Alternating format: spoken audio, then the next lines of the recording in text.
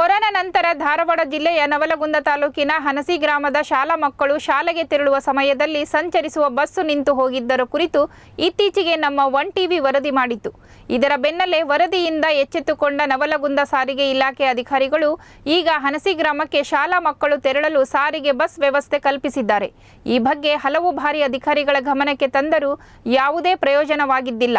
ನಮ್ಮ one TV ಸುದ್ದಿ ಬಿತ್ತರಿಸಿದ ಬೆನ್ನಲ್ಲೇ ಕೊನೆಗೂ ಬಸ್ ಸಂಚಾರ ಆರಂಭವಾಗಿದೆ. ನಮಸ್ಕಾರ. ನಾವು ಬ್ಯಾಲ್ಯಾಡ್ ಶಾಲೆಗೆ ವ್ಯಾಸಂಗಕ್ಕಾಗಿ ಬರುತ್ತಿದ್ದೇವೆ. ನಮಗೆ ಬಸ್ಸಿನ ಅನುಕೂಲವಿಲ್ಲದಕ್ಕೆ ನಮಗೆ ಒನ್ ಟಿವಿ ಚಾನಲ್ನವರು ಮೊನ್ನೆ ಬಸ್ಸಿನ ಕೋರಿಕೆಗೆ ನಾವು ಭಾಷಣವನ್ನು ಮಾಡಿದೆವು. ಅದಕ್ಕಾಗಿ ಆ ಕೋರಿಕೆಯನ್ನು ಕೇಳಿ ನಮಗೆ ಬಸ್ಸಿನ ವ್ಯವಸ್ಥೆಯನ್ನು ಮಾಡಿದ್ದಕ್ಕಾಗಿ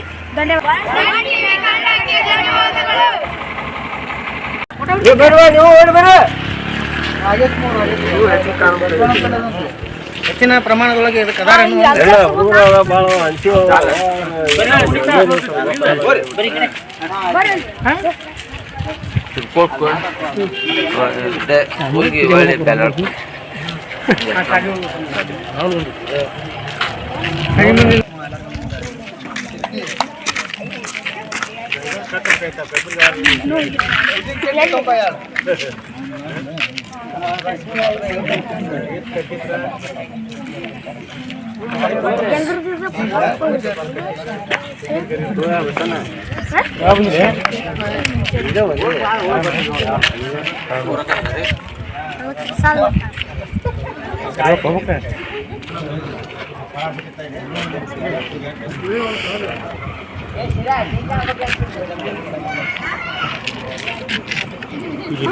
ಸಾಲಿಗೆ